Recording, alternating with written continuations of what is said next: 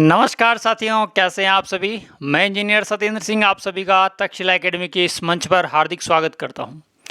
तो आज हम देखने वाले हैं राजस्थान की कला संस्कृति में एक महत्वपूर्ण टॉपिक आता है। जिस तरह से हमने महिला संतों के बारे में पढ़ा था, उसी तरह से संत और संप्रदाय करके एक टॉपिक है आपके। ये टॉपिक काफ़ी महत्वपूर्ण है। जितना आपके हिस्ट्री इंपॉर्टेंट नहीं होती है, उतनी आपके आर्ट एंड कल्चर मतलब कला संस्कृति वो बहुत इंपॉर्टेंट है आपके लिए। तो उसी की सीरीज़ में आज हम जो पुरुषों में लोग संत हैं उनके बारे में आज हम बात करने वाले हैं। महिला संत के बारे में हमने बात कर ली है। यदि आपने वो वीडियो नहीं देखा है तो इसका जो लिंक है महिला संतों का, मैं डिस्क्रिप्शन बॉक्स में पिन करवा दूंगा। तो आज हम जो पढ़ने वाले हैं वो पढ़ेंगे पुरुष संतों के बारे में। किसके बारे में? पुरुष संतों के बारे में। तो चलिए पहली स्लाइड। तो देखें, स्लाइड पे जाने से पहले के बारे में, संप्रदाय किस किस प्रकार के होते हैं उसमें आप देखोगे कि एक ऐसा समुदाय जो मूर्ति पूजा में विश्वास रखता है। जैसे कि आपने माना हनुमान जी को मान लिया, राम जी को मान लिया, या किसी भी देवता को आपने मान लिया, उनकी आप पूजा कर रहे हो तो उसके लिए आपने व्यवस्थित रूप से एक मंदिर बनाया है और एक व्यवस्थित रूप से आपने वहाँ पर एक मूर्ति विराजमान करवाई है। तो ऐसे भक्त या ऐसे संत जिन्होंने मूर्ति पूजा की है उन्हें सगुण भक्ति के संतों के अंतर्गत हम आज पढ़ेंगे। जबकि ऐसे संत जिन्होंने मूर्ति पूजा का विरोध किया है, उन्होंने ये कहा है कि हमें मूर्तियों की ज़रूरत नहीं है, हमारे मन में भगवान है, हमारे मन में भगवान है। तो ऐसे जो देवता होंगे या ऐसे जो संत होंगे वो निर्गुण भक्ति परंपरा के संत होंगे। तो आपको समझ में आ गया होगा। हम धर्म संप्रदाय को दो भागों में बांट कर देख सकते हैं। कितने भागों में बांट कर देख सकते हैं? आप कहोगे सर दो भागों में बांट के देख सकते हैं, एक सगुण भक्ति और एक निर्गुण भक्ति। सगुण भक्ति में क्या होता है कि इसमें मूर्ति पूजा की जाती है। ऐसे लिख सकते हो, मूर्ति पूजा की जाती है। जबकि निर्गुण भक्ति में मूर्ति पूजा नहीं की जाती, सिर्फ मन से मान लिया जाता है, मूर्ति पूजा नहीं की जाती। पहला दिमाग में चीज़ें क्लियर हो गई होंगी आपके कि सगुण भक्ति क्या होती है, निर्गुण भक्ति क्या होती है। ठीक है। अब एग्जामिनर यहाँ से क्वेश्चन पूछ सकता है कि राम स्नेही संप्रदाय के लोग किस तरह की भक्ति करते हैं। ऑप्शन में आएगा सगुण, निर्गुण, दोनों, या इनमें से कोई नहीं। तो आपका आंसर रहेगा कि सर आपने कहा राम स्नेही, तो आप डायरेक्ट दिख रहा होगा राम स्नेही कहाँ पर आ रहा है, निर्गुण भक्ति परंपरा में आ रहा है। तो हम निर्गुण भक्ति परंपरा में आंसर कर देंगे। अब सुनना, क्वेश्चन ये भी पूछा जा सकता है कि निम्नलिखित में से कौन सगुण भक्ति के या निर्गुण भक्ति के संत हैं या कौन सा संप्रदाय है। तो अब इस तरह से आपको याद रखना होगा। तो देखो, एक ही राम से संबंधित एक ही संप्रदाय ऐसा है जो सगुण भक्ति करेगा। बाकी राम से संबंधित जितने भी संप्रदाय होंगे वो निर्गुण भक्ति में जाएंगे। तो पहला है रामानुज संप्रदाय, दूसरा है वल्लभ संप्रदाय, तीसरा है निम्बार्क संप्रदाय, चौथा आपको देखने को मिलेगा नाथ, पांचवा गौड़ीय, छठा पाशुपत, सातवां निष्कलंकी, आठवां चरणदासी और नवा मेरा संप्रदाय या दास दासी संप्रदाय के नाम से भी हम मेरा संप्रदाय को हम जानते हैं।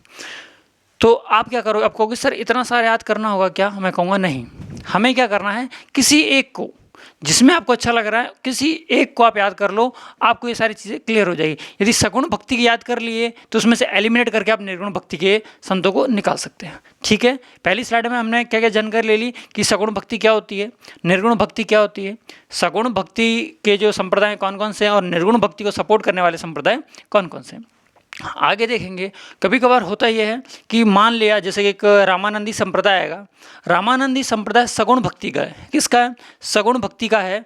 इसके बाद निर्गुण भक्ति का है। इसकी जो उपशाखाएं होंगी या इनके जो शिष्य होंगे वो निर्गुण भक्ति के होंगे या सगुण भक्ति के हो जाएंगे। तो ज़रूरी नहीं है कि जो संप्रदाय पहले सगुण का है तो उसके जो शिष्य हैं वो सगुण ही हों। सगुण भक्ति का ही सपोर्ट का कोई ज़रूरी नहीं है। तो ध्यान रखना। तो सगुण भक्ति और निर्गुण भक्ति में पढ़ने से पहले एक संप्रदाय को हम पढ़ेंगे जिसका नाम है रामानुज संप्रदाय, या जिसे हम रामावत संप्रदाय कहते हैं। राम के अनुज का संप्रदाय, ऐसे याद रख लेना, रामानुज संप्रदाय। और राम और अनुज मतलब लक्ष्मण, राम और अनुज का संप्रदाय है ये, मतलब राम और लक्ष्मण का है। और आप थोड़ा सा ट्रिक से याद करने की कोशिश करें कि राम और लक्ष्मण की हम पूजा कैसे करते हैं। आप कहोगे सर मूर्ति के साथ में, तो हम कह सकते हैं ये कैसा है, सगुण भक्ति संप्रदाय, सगुण भक्ति संप्रदाय। भक्ति परंपरा कैसी रही होगी इनकी? आप कहोगे सर सगुण भक्ति की रही होगी। अब बात करते हैं, देखो रामानुज संप्रदाय के जो प्रवर्तक हैं या जिसको प्रकाश में लाने काम किया है, इसकी स्थापना की, तो वो है आपके रामानुजाचार्य। तो इसमें कोई दिक्कत वाली बात होगी नहीं। हाँ सर ठीक है, रामानुज संप्रदाय है, रामानुजाचार्य इसके प्रवर्तक हो गए। ठीक है, ये राम, देखो नाम में ही राम दिख रहा है, तो ये पूजा किसकी करेंगे? तो आप कहोगे सर पूजा करेंगे राम की। किसकी पूजा करेंगे? राम की पूजा करेंगे। तो देखो पूजा किसकी हो रही है? राम की हो रही है।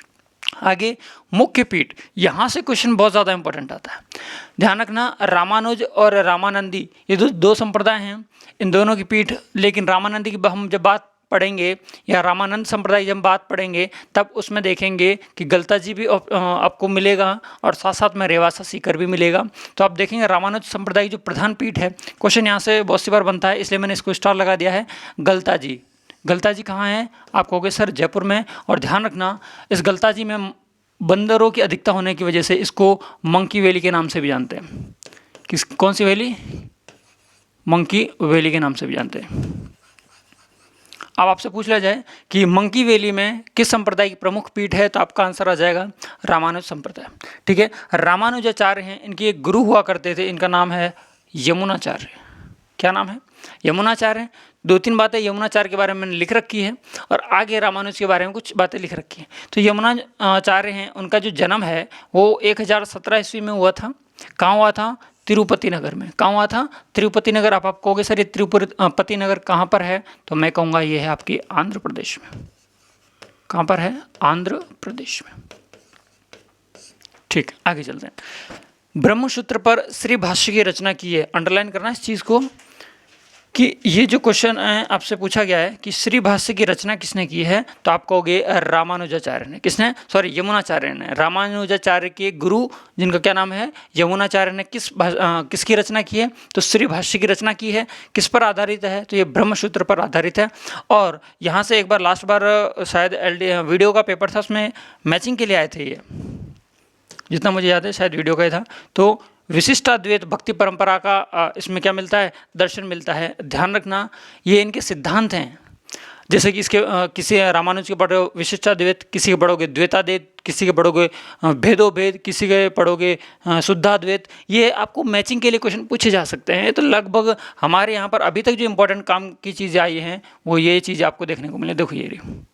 एक तो इसकी स्थापना किसने की? आप कहोगे सर रामानुजाचार्य ने। आप नोट्स बनाते रहेंगे, शॉर्ट्स तो ज़्यादा अच्छा रहेगा। रामानुज की स्थापना रामानुजाचार्य ने। रामानुजाचार्य किसके शिष्य थे? आप कहोगे सर यमुनाचार्य के। इनकी जो रामानुज की जो प्रधान पीठ है वो कहाँ पर है? तो आप कहोगे सर गलता जी में है। और इसी गलता जी को किसके नाम से जानते हैं? मंकी वैली के नाम से जानते हैं। और इन यमुनाचार्य के बारे में है, या मैं ये कह दूँ इस पूरे संप्रदाय के बारे में, इस संप्रदाय में कौन सा सिद्धांत लागू है या कौन से भक्ति दर्शन देखने को मिलते हैं? आप कहोगे सर विशिष्टाद्वैत इसमें देखते हैं। अब आप कहोगे सर कैसे याद करेंगे इसको? तो देखो याद करने का एक तरीका है कि राम और लक्ष्मण हमारे लिए क्या हैं? विशिष्ट हैं। कैसे हैं? विशिष्ट हैं। और 2 हैं तो द्वैत। तो आपको याद हो जाएगा विशिष्टाद्वैत। 2 जने हैं तो द्वैत, और दोनों ही कैसे हैं? विशिष्ट हैं हमारे लिए। तो हम कैसा सिद्धांत मानेंगे? विशिष्टाद्वैत का सिद्धांत इस भक्ति परंपरा में शुरू किया गया था। ठीक है, तो रामानुज के बारे में ये फर्स्ट स्लाइड थी। इसमें 2-3 फैक्ट आपके काम के हैं जो हमने देख लिया। अब आता है रामानंदी संप्रदाय। कैसा संप्रदाय? रामानंदी संप्रदाय, या इसी संप्रदाय रामानंदी संप्रदाय की बात करूं, इसी को हम श्री संप्रदाय, इसी को हम वैरागी संप्रदाय के नाम से भी जानते हैं। क्या? रामानंदी संप्रदाय को ही हम श्री संप्रदाय या वैरागी संप्रदाय के नाम से भी जानते हैं।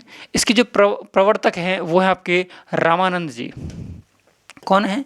रामानंद जी इसके प्रवर्तक हैं। अब क्वेश्चन यहाँ से लास्ट बार ये क्वेश्चन आया था कि ऐसा कौन सा संप्रदाय है जहाँ पर राम एवं सीता की युगल प्रतिमा पूजी जाती है, या राम को, ठीक है हाँ ये भी कह सकते हो, राम सीता की एक साथ प्रतिमा युगल का मतलब क्या होता है पता है? एक साथ होता है, आपको पता ही है वैसे तो, एक साथ पूजा होती है। और अभी रामानुज जो संप्रदाय था उसमें सिर्फ राम की पूजा होती है। ठीक है ना? तो पूजा राम और सीता की। रामानंद जी के बारे में कुछ फैक्ट दे रखे हैं। तो पहला फैक्ट है कि इनके 12 शिष्य थे। किसके? रामानंद जी के 12 शिष्य थे, जिन्हें क्या कहते हैं? द्वादश महाभागवत कहते हैं। इंपॉर्टेंट है, इसको आप जरूर याद रख लेना यहाँ पर। ठीक है, इनमें शिष्यों को लेकर बहुत क्वेश्चंस पूछे गए हैं कि रामानंदी संप्रदाय के प्रवर्तक रामानंद जी के निम्नलिखित में से कौन से पुरुष शिष्य हैं या कौन सी महिला शिष्य हैं। तो आपको महिला शिष्यों की पहले हम बात करें तो महिला में कौन कौन सी थी, पद्मावती और सुरसुरी। कौन, पद्मावती और सुरसुरी। इसके बाद में पुरुषों की बात करें तो पुरुषों में देखो दो तो आपको याद रहेंगे, कबीर और रैदास। कबीर और रैदास।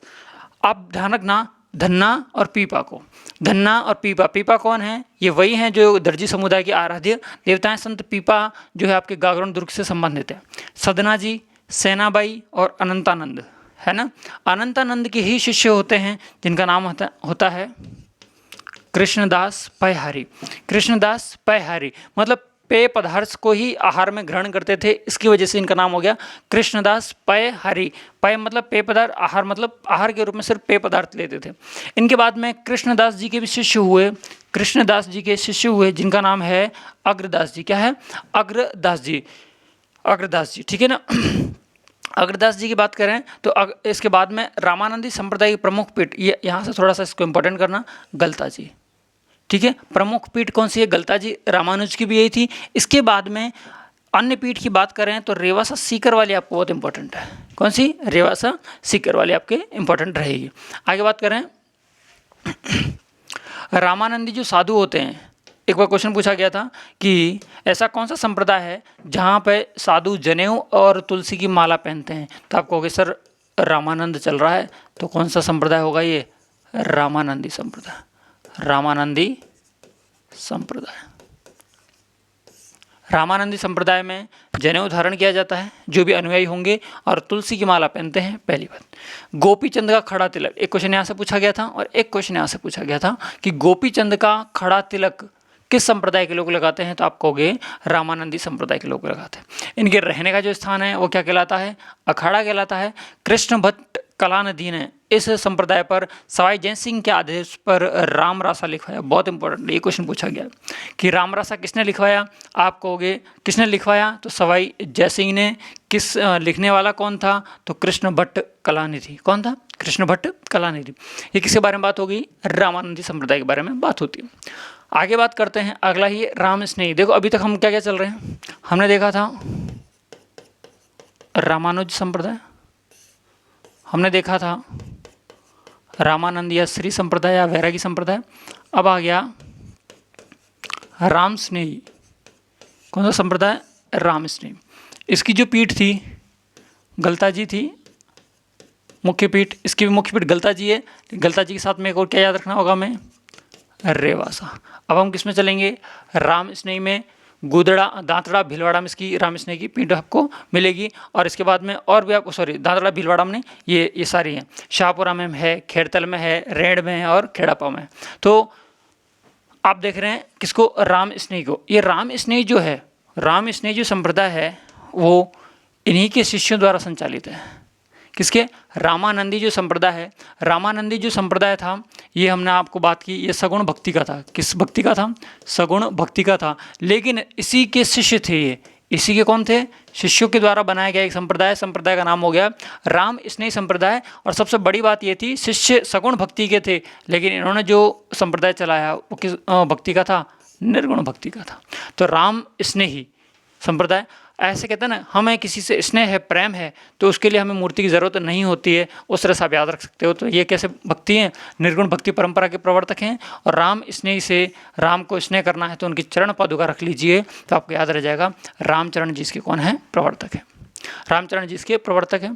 जहाँ से क्वेश्चन बनता है सर्वाधिक वो ये रहा कि राम स्नेही संप्रदाय के प्रमुख केंद्र और उसके संस्थापकों के या प्रवर्तकों के नाम मिलाइए।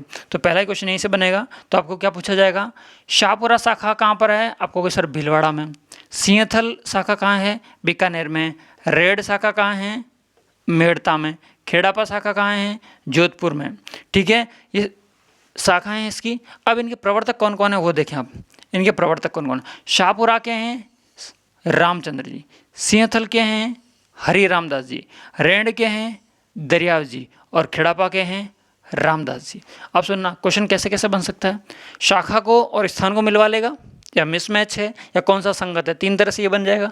या शाखा को और उनके संस्थापक या प्रवर्तक को मिलवा सकता है ना। तो आप इस तरह से याद रख सकते हैं, सारा सिंह रैद खेरा। कैसे? शाहपुरा शाखा रामचरण जी, सिंहतल शाखा हरिराम जी, रैण शाखा दरियाव जी और खेड़ापा शाखा रामदास जी। ठीक है, ध्यान रखना ये रामदास है और ये रामचरण है ना। तो आपको याद रहेगा सारा सिंह रैद खेरा, इस तरह से आप 1-2 बार याद करोगे, याद हो जाएगा। ध्यान रखना राम स्नेही संप्रदाय के जो प्रार्थना स्थल हुआ करते थे उनको हम क्या कहते हैं? राम द्वारा कहते हैं। क्वेश्चन पूछा गया है कि राम द्वारा किसके प्रार्थना स्थल को कहा जाता है? ऑप्शन में 1, 2, 3 और एक अलग 4 आ जाएगा। 4 में से आपको पता होना चाहिए राम स्नेही का। मूल गद्दी कहाँ पर है? शाहपुरा। और शाहपुरा कहाँ आता है? आपको जयपुर में नहीं, जयपुर वाला नहीं है ये शाहपुरा कौन सा है? भीलवाड़ा वाला है। ठीक है, अभी शाहपुरा एक अलग से जिला भी बन गया, आपको पता भी होगा, है ना। आगे देखते हैं, इसके जो अनुयायी हैं वो गुलाबी रंग की तो धोती पहनते हैं, दाढ़ी मूछ और सिर पर बाल नहीं रखते हैं और ये खाना शाकाहारी खाते हैं, मतलब ये शाकाहारी है। आपसे पूछ लिया जाए कि किस संप्रदाय के जो लोग हैं वो दाढ़ी मूछे नहीं रखते हैं, तो आप कहोगे राम स्नेही। जो राम से स्नेह रखेगा वो दाढ़ी मूछे नहीं रखेगा, ऐसे याद कर सकते हो। अब इसकी जो चारों शाखा हैं भीलवाड़ा, जैसे सारा तो रामचरण जी, इसके प्रवर्तक कौन है? आप कहोगे सर संत रामचरण जी हैं। इसकी शाखा है कहाँ पर? शाहपुरा भीलवाड़ा में है। इनके पिता का जो नाम है, पिता का नाम है बख्तराम, पिता का नाम है बख्तराम, माता का नाम है देवजी। आपसे पूछा जा सकता है कि बख्तराम और देवजी के पुत्र जिन्होंने शाहपुरा शाखा का स्थापना किया, प्रवर्तक माने जाते हैं, कौन है? तो आप कहोगे दरियाव जी। दरियाव जी नहीं, रैण के हैं ये, तो यहाँ पर कुछ गड़बड़ है, इसको थोड़ा सा चेंज कर लेना। शाहपुरा के हैं रामचरण जी। ठीक है, देखो अपन यहाँ देखा है रामचरण जी रहे, शाहपुरा के रामचरण जी, प्रिंटिंग थोड़ी सी मिस्टेक है। अब देखना इनका जो जन्म है 1718 में माघ शुक्ल चतुर्थी को हुआ था, चतुर्दशी को हुआ था, है ना। इनके जो गुरु हैं उनका नाम है कृपाराम जी। क्या है? कृपाराम जी। इनके भी शिष्य कितने थे? 12 शिष्य थे। मेला जो लगता है वो बहुत इंपॉर्टेंट है आपका, फुलडोल का मेला। फुलडोल का मेला चैत्र कृष्ण एकम से लेके पंचमी तक लगता है। मैं आप कह सकते हो कि जब से हमारा नव वर्ष स्टार्ट होता है चैत्र कृष्ण से 1 से 5 तक की जो तारीख होगी वहाँ पर जो मेला लगेगा उसे हम कहेंगे फुलडोल का मेला। कौन सा मेला? फुलडोल मेला। आप मुझे फटाफट कमेंट करें कि फुलडोल का मेला लगता कहाँ पर है। ब्रज भाषा में इन्होंने एक संगीत संग्रह है जिसका नाम है अर्णव वाणी। बहुत सी बार क्वेश्चन पूछा गया है कि अर्णव वाणी किसका ग्रंथ है या किसकी द्वारा संग्रह किया गया है, तो आप ध्यान रखना आप रामचरण जी द्वारा। इनकी मृत्यु 1798 ईस्वी में वैशाख कृष्ण पंचमी को शाहपुरा भीलवाड़ा में हो जाती है। वैशाख कृष्ण पंचमी को इनकी मृत्यु हो जाती है। चलें आगे बढ़ते हैं। अगले रैण शाखा या इससे इनके जो प्रवर्तक हैं उनका नाम है दरियाव जी। ठीक है, दरियाव जी। रैण शाखा या जिसे हम दरियाव जी के प्रवर्तक थे, इसकी वजह से इसको क्या कह सकते हैं हम? दरियापंथ कह सकते हैं। ये मेड़ता सिटी की है और मेड़ता सिटी कहाँ आता है? आपको कि सर नागौर में आता है। नागौर के 2 टुकड़े कर दिए, कुचामन अलग से जिला बना दिया है। ठीक है, इनकी जो पिता हैं, पिता का नाम है मांझी दुनिया और माता का नाम है गीगा देवी। इनका जो पुत्र है उनका नाम है संत दरियाव जी, जो कि रैण शाखा मेड़ता वाले शाखा के क्या हैं? प्रवर्तक हैं। इनका जन्म 1676 ईस्वी में जेतारण में हुआ और जेतारण कहाँ था है? आपको सर पाली में आता है। ये हुआ था कृष्ण जन्माष्टमी के दिन। अब आप कहोगे सर कृष्ण जन्माष्टमी कब मनाई जाती है? तो मैं कहूँगा भाद्रपद कृष्ण अष्टमी को ही क्या मनाई जाती है? कृष्ण जन्माष्टमी मनाई जाती है। इन्हीं के जो गुरु हैं दरियाव जी के, तो इन्हीं दरियाव जी के गुरु हैं प्रेमदास जी और इनका मृत्यु हुई थी 1758 ईस्वी में माघ पूर्णिमा को। और कहाँ हुई थी? रैण में हुई थी। रैण में हुई थी। आगे चलते हैं अगली।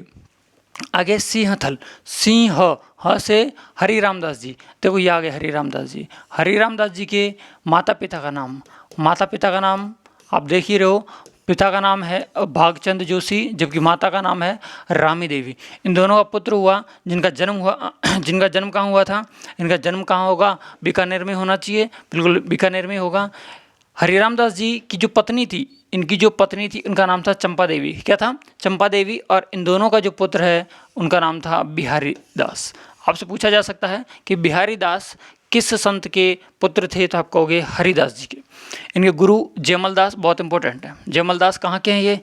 ये आपके दुलचासर एक जगह है जो कहाँ पर आती है? बीकानेर में आती है। तो ये इंपॉर्टेंट है इनके गुरु। ध्यान रखना, किसी भी संप्रदाय में पढ़ो तो संप्रदाय के प्रवर्तक और माता पिता और गुरु के बारे में जरूर जानकारी रखना। तो गुरु कौन हो गए? जयमल दास जी। इनकी कृति 1000 बार पूछी गई है, बहुत इंपॉर्टेंट है। निशानी, ठीक है। संत रामचरण जी के समकालीन, मतलब जब रामचरण जी थे तब भी आपके कौन थे? संत हरि रामदास जी थे। ठीक है, समकालीन का मतलब ये होता है कंटेम्प्रेरी। ठीक है, अब बात करें खेड़ापा शाखा की। खेड़ापा में इनके जो खेड़ापा शाखा के जो प्रवर्तक हैं वो हैं रामदास जी। रामदास जी, ध्यान रखना, ये रामदास जी जो हैं, जो ये वही हैं जो हरिराम जी, देखो ये हरिराम जी है ना, हरिराम दास जी के शिष्य हैं ये। हरिराम दास जी कौन है? शिष्य हैं रामदास जी। तो ये आगे इनके गुरु का नाम पूछ लिया जाएगा तो ये रहेगा। तो खेड़ापा शाखा के जो संस्थापक है रामदास जी, इनके पिता का नाम है शार्दुल सिंह मेघवाल, और जबकि माता का नाम है अणभी। माता का नाम क्या है? अणभी। इन दोनों के पुत्र का नाम रामदास जी, और रामदास जी के पुत्र का नाम क्या है? दयाल दास जी। और रामदास जी का जन्म कब हुआ है? 1726 ईस्वी में हुआ है। कब हुआ है? 1726 ईस्वी में। भीकमपुर गांव है और आता कहाँ पर है? जोधपुर में। यहाँ से एक तिथि त्योहार का क्वेश्चन बन सकता है कि इनका जन्म किस तारीख को हुआ था? तो आप कहोगे फाल्गुन शुक्ल त्रयोदशी को इनका जन्म हुआ है। बात करेंगे गुरु की, हमने बात कर ली। और 1777 ईस्वी में आषाढ़ कृष्ण सप्तमी को इनका देहांत हो जाता है, देहावसान हो जाता है।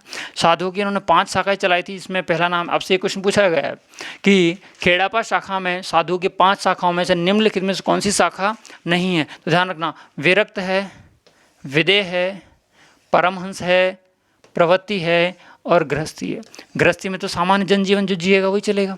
ठीक है। विरक्त में क्या होता है कि इसमें जो साधु होते हैं वो आंशिक कपड़े पहनते हैं, मतलब आंशिक रूप से नंगे होते हैं। और परमहंस में पूर्ण रूप से कपड़ों का त्याग करते हैं। ये ध्यान रखना, पूर्ण रूप से कपड़ों का त्याग करते हैं। और इसमें गृहस्थ जीवन में जो सामान्य लोग हैं उसको अपना लेते हैं, उनके नियमों का पालन करते हैं, घर पे रहते हैं। ठीक है, चलें आगे। तो ये कौन सी शाखा हो गई? खेड़ापा शाखा हो गई। आगे चलते हैं वल्लभ संप्रदाय। और सबसे ज़्यादा इंपॉर्टेंट जो है आपको वल्लभ संप्रदाय देखने को आपको मिलता है।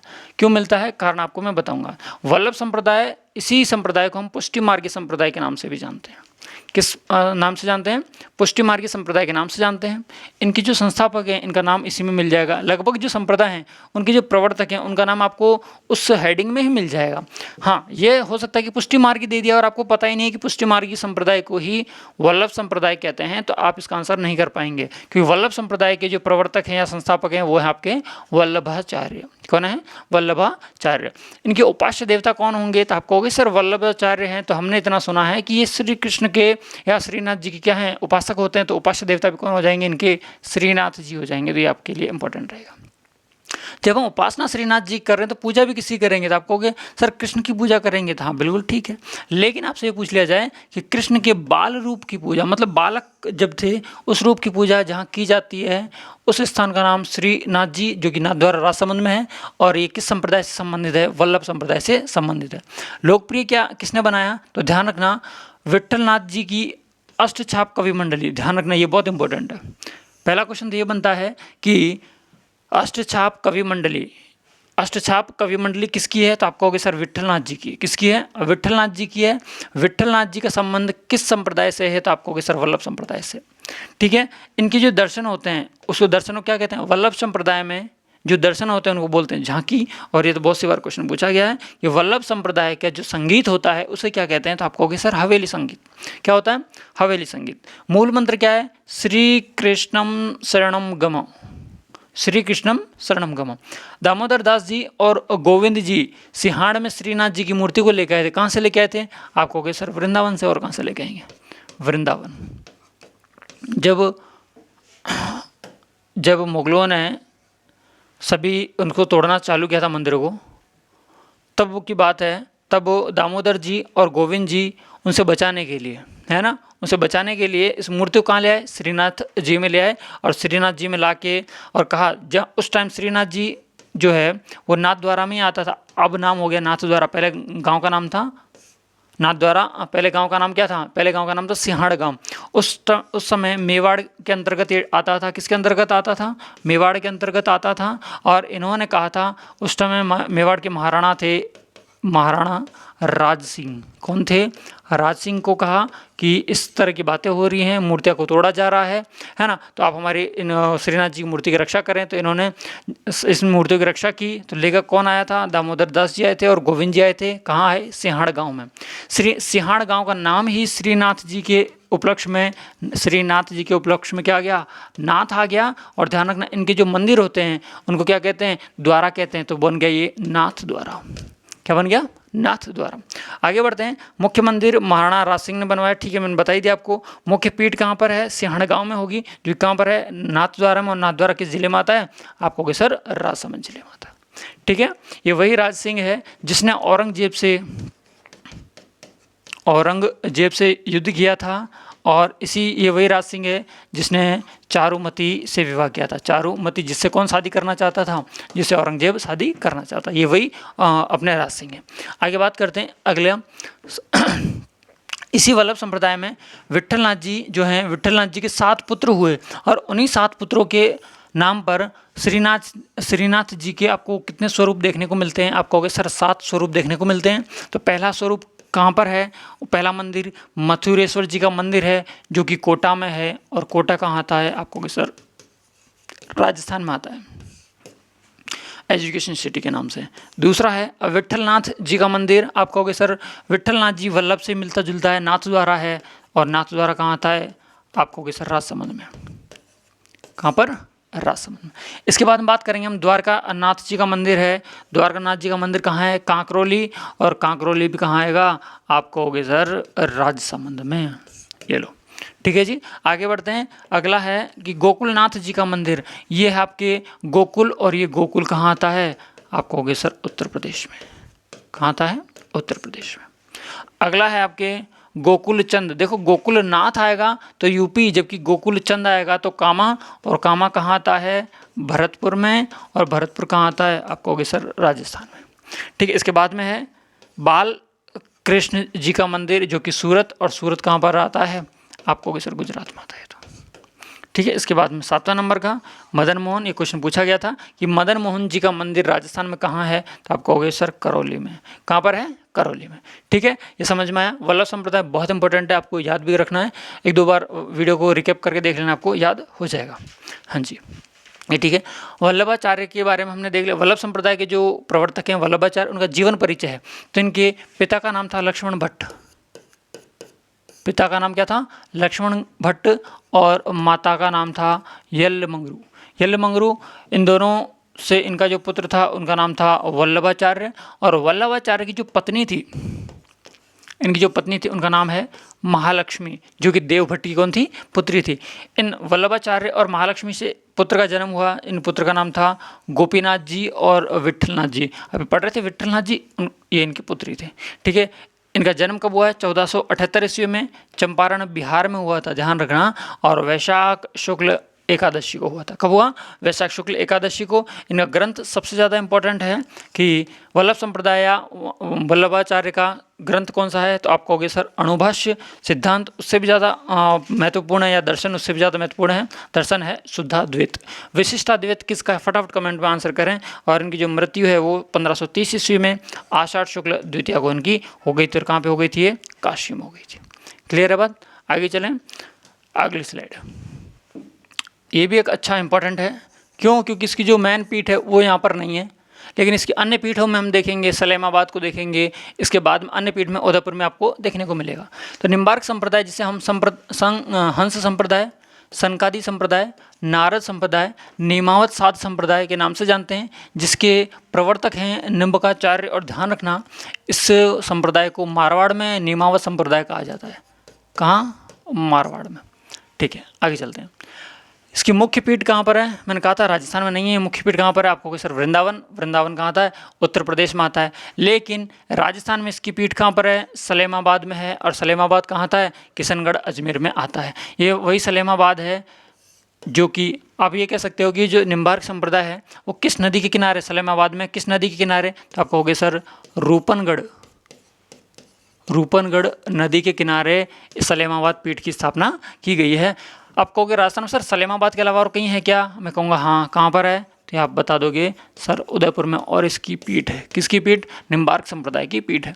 36वें निम्बकाचार्य परशुराम देवाचार्य ने सलेमाबाद पीठ की स्थापना की। ये लो, इसके बारे में बता दिया गया है। और ये परशुराम जी के बारे में 2-3 बातें बता दी गई हैं कि इनका जन्म ठीकरे गांव सीकर में हुआ था। भक्ति ग्रंथ कौन सा है? परशुराम सागर, जो कि ब्रज और राजस्थानी भाषा में है। और इसी निम्बार्क संप्रदाय की एक पीठ है या एक शाखा है जिसका नाम है सखी संप्रदाय, जिसके प्रवर्तक कौन है? हरिदास जी हैं। और ऐसी हंस संप्रदाय में पूजा किसकी की जाती है? ये बहुत इंपॉर्टेंट है। ये पूछा गया है कि राधा को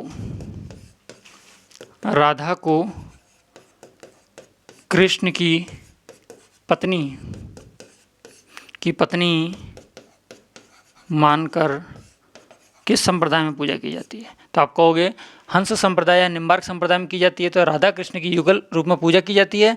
और दर्शन बहुत इंपॉर्टेंट है, शुद्धाद्वैत और भेदोभेद इसी का नाम है। शुद्धाद्वैत या भेदोभेद, द्वैताद्वैत एक मात्रा लगा दो। ठीक है, समझ में आ रहा है?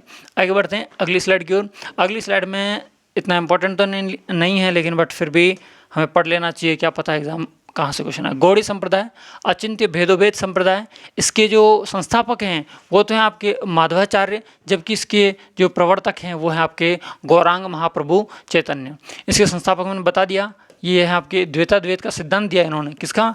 द्वैताद्वैत का सिद्धांत दिया एवं पूर्ण महाप्रज्ञ भाषा की इन्होंने रचना की थी। किसने? माधवाचार्य ने।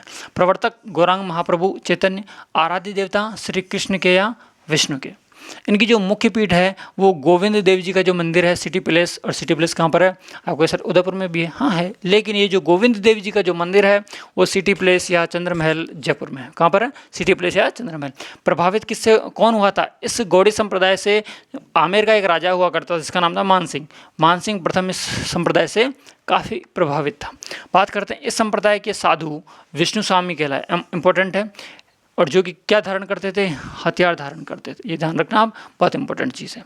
इस संप्रदाय से संबंधित मंदिर कौन सा है? मदन मोहन जी का मंदिर है जो कि करौली में है। और मैंने बताया था ये विट्ठल नाथ जी के विट्ठलनाथ जी के जो 7 पुत्र थे उन्हीं के 7 स्वरूपों में, श्रीनाथ जी के 7 स्वरूपों में 7वां स्वरूप मैंने बताया था मदन मोहन जी का मंदिर, जो कि कहाँ पर है? करौली में। मैंने कहा भी था, ये इंपॉर्टेंट भी है आपके लिए। अगली स्लाइड है। अगली स्लाइड में आप देखोगे विष्णोई संप्रदाय को, बहुत इंपॉर्टेंट। 20+9 क्या बन गया? बिश्नोई। बिश्नोई संप्रदाय के प्रवर्तक कौन है? आप कहोगे सर जाम्बोजी। इसकी स्थापना 1485 में समराथल बीकानेर में हुई थी। बहुत इंपॉर्टेंट बात है, समराथल बीकानेर में हुई थी। आप कहोगे करवा चौथ के 4 दिन बाद, करवा चौथ के 4 दिन बाद। के फोर कार्तिक कृष्ण चतुर्थी को आती है। आप कहोगे सर करवा चौथ क्या आती है? करवा चौथ। करवा चौथ के 4 दिन बाद आ जाएगा कार्तिक कृष्ण अष्टमी। मतलब विष्णु संप्रदाय की जो स्थापना है वो, उसकी स्थापना कब हुई थी? कार्तिक कृष्ण अष्टमी को हुई थी। 29 नियम या शिक्षा हैं। प्रमुख धार्मिक ग्रंथ जंब सागर, इंपॉर्टेंट आप याद रखना।